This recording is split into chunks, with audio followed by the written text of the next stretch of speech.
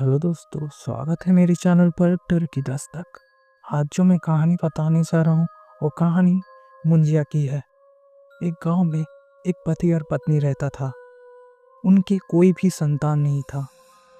वो संतान पाने के लिए हद से गुजर गया था, पर बड़े बड़े अस्पतालों में भी दिखाया, मगर एक भी संतान नहीं हुआ।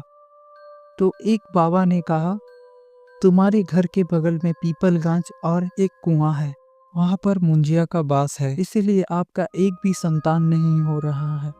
उस मुंजिया को कुमारी लड़कियों का बलिदान चाहिए। आप कुमारी लड़कियों का बलिदान दीजिएगा तो आपका संतान हो सकता है। ये सुनकर पार्वती और किशोर चौंक जाते हैं। कुछ दिन सोचने के बाद पार्वती किशोर से कहता है कि मुझे अब संतान चाहिए, आप मेरे लिए इतना नहीं कर सकते। तभी किशोर कहता है, इसमें बहुत ही रिस्क है, हमें जेल भी हो सकता है, और उस बच्चे का क्या जरूरत जो किसी के बलिदान के बाद होना चाह रहा है। किशोर ये सब बोलकर पार्वती को टाल देता है, मगर पार्वती किशोर के बात सुनकर गुस्सा हो जाती है। बहुत दिनों से पार्वती घर पे अच्छा से बिहेवियर नहीं कर रहा था। कुछ दिनों से वो खाना भी नहीं खा रहा था। किशोर उसे देखकर कहता है कि तुम ऐसे करोगी तो कैसे चलेगा, तुम्हारा तबीयत खराब हो जाएगा, और ये आम पूजा नहीं है, किसी का बलिदान देना अच्छा नहीं है। तभी पार्वती गुस्से से कहता है, मेरा एक भी संतान नहीं है, ये आपको भी अच्छा नहीं लगता होगा, मुझे एक संतान चाहिए तो चाहिए।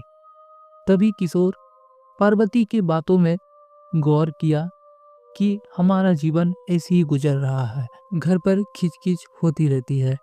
तभी किशोर ने कुछ दिन सोचने के बाद पार्वती का बात मान लेता है। किशोर के दो खास आदमी थे, जिसका नाम मोहन और मोती था। वो दोनों किशोर के खेतों पर काम करते थे।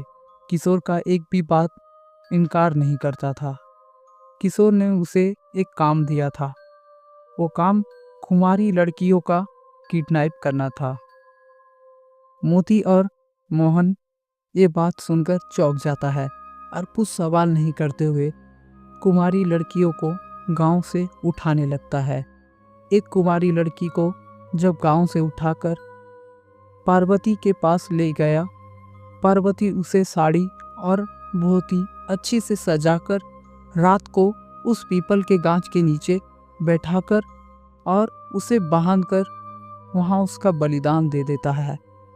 पर कुछ दिन बाद गांव पे हलचल होने लगा। हमारे गांव पर जो लड़की लापता हो जाते थे, उसका लाश गांव के खेतों पर मिला। कुछ दिनों से कुंवारी लड़कियों का बलिदान दिया जा रहा था। किशोर और पार्वती ये सब देखकर थक जाते हैं और उसी बाबा के पास जाते हैं, ये जो बलिदान देने के लिए कहा था। बाबा कहते हैं, मुंजिया को 4 कुंवारी लड़कियों का बलिदान एक साथ चाहिए। तभी किशोर बाबा से कहता है, बस बाबा, और कितनी कुंवारी लड़कियों का बलिदान चाहिए? बाबा कहता है, इन 4 लड़कियों का बलिदान तुम यदि दे दो, तब तुम्हारे घर एक संतान पैदा होने का संभावना है। तभी किशोर बाबा को कुछ दक्षिणा देकर वहां से चला जाता है और अपने 2 खास आदमी को 4 कुंवारी लड़कियों को किडनैप करने के लिए कहता है। तभी मोहन और मोती जब गांव से एक लड़की वो उठाकर किशोर के घर लेकर जा रहा था, तभी एक बुजुर्ग आदमी देख लेता है। मोहन और मोती वो कुंवारी लड़की को उठाकर किशोर के घर ले जा रहा था। बुजुर्ग आदमी उसका पीछा करते करते उसी पीपल के गांच के नीचे छुप जाता है जहां मुंजिया वास करता है। गांच के ऊपर उस बुजुर्ग आदमी को कुछ ऐसा लगा कि ऊपर कोई है। तभी वो आदमी मुंडी उठाकर जब देखता है, तभी मुंजिया दिखाई पड़ता है। वो आदमी मुंजिया को देखकर दूसरे पेड़ के नीचे छुप जाता है। तभी फिर गांच के ऊपर सरसराहट होने के बाद मुंजिया उस आदमी के कांधे पर कुदक कर उसका मुंडी मोड़ देता है। किसी का आवाज़ सुनकर मुंजिया पेड़ के ऊपर जाकर छुप जाता है। तभी देखते हैं पार्वती और किशोर और मोती और मोहन 4 वो कुंवारी लड़कियों को लाकर उस पेड़ के नीचे एक रस्सी से बांध देता है और पार्वती और किशोर यज्ञ में बैठ जाते हैं। उन 4 लड़कियों के माथे पर सिंदूर लगा देता है। जैसे ही मोती और किशोर उन लड़कियों का सर धड़ से अलग करने वाला होता ही है, तभी पुलिस आ जाता है।